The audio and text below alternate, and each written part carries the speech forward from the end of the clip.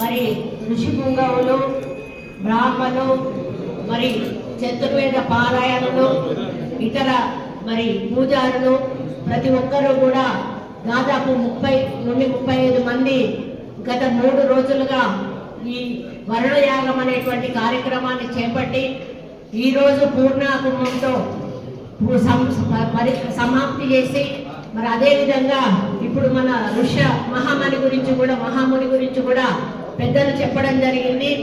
ఇది ఈ యొక్క వరుణయాగం అనేది కొత్తగా వచ్చినటువంటిది కాదు.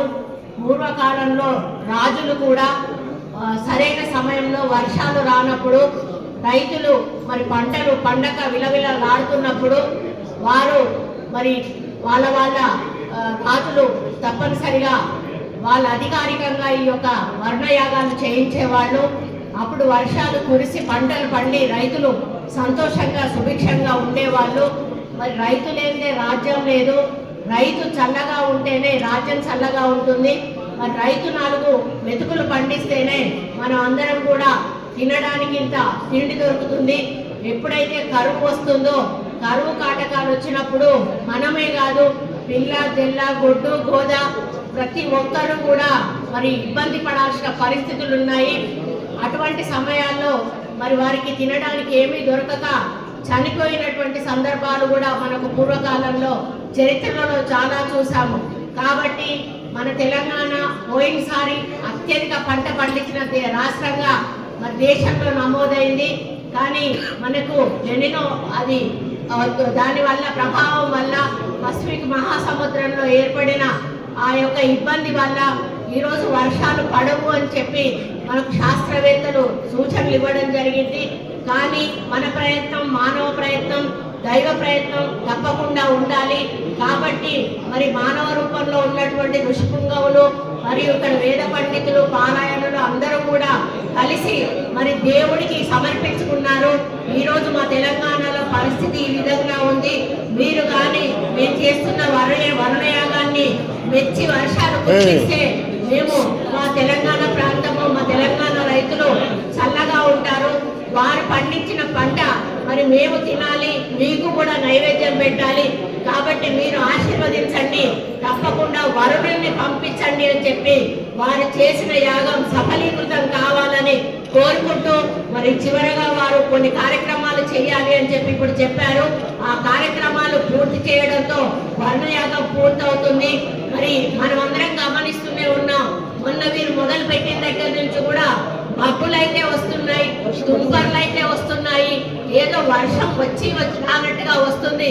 కానీ భారీ వర్షం రావాల్సిన అవసరం ఉన్నది. కాబట్టి ఈ రోజు మనం ఈ నిమజ్జనంతో చెయ్యగానే మరి వరుణుడు సంతోషించి మరి సంతృప్తి చెంది తప్పకుండా మన నేలను తాకుతాడని నేను ఆశిస్తా ఉన్నాను. ఈ ఒక్క దేవాలయమే కాదు, తెలంగాణలోని ప్రముఖ దేవాలయాలన్నిటిలో కూడా ఈ యాగం నడుస్తూ ఉన్నది.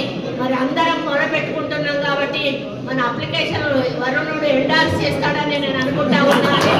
కలిసి చేసి మాకు భారీ వర్షాన్ని ఇచ్చి మా రైతులకు కావలసిన నీటినిచ్చి చెరువులు నింపి మరి వారు మళ్ళీ మీకోసం ఎదురు చూడకుండా మరి చూడాల్సిన అవసరం ఉందని వారికి విజ్ఞప్తి చేస్తూ వరుణుణ్ణి రావాల్సిందిగా వారిని కోరుకుంటూ మరి మీ యాగ ఫలితం ఇక్కడ వచ్చిన పెద్దలందరికీ కూడా గత 3 రోజులుగా జల దిగ్బంధం చేసి మరి అదేవిధంగా శివుణ్ణి కూర్చోబెట్టి మరి మీరు కూడా లోపలే ఉండి 3 రోజులు ఎంతో నిష్ఠతో మీరు యాగం చేయడం అనేది మిమ్మల్ని అందరినీ కూడా, ఎందుకంటే మీరు పెద్దవాళ్ళు, మిమ్మల్ని మరి ఏమి చెప్పాలో నాకు తెలియట్లేదు. మీ గొప్పతనానికి నేను తల వంచి నమస్కారం చేస్తూ మరి మీరు చేసిన ఈ యాగ ఫలితం తప్పకుండా మరి ఫలితాన్ని ఇవ్వాలని కూడా కోరుకుంటూ మా ఈవో గారు కూడా ప్రత్యేకంగా వారు కూడా చాలా 3 రోజుల నుంచి కూడా ఇక్కడే ఉంటున్నారు అని తెలిసింది.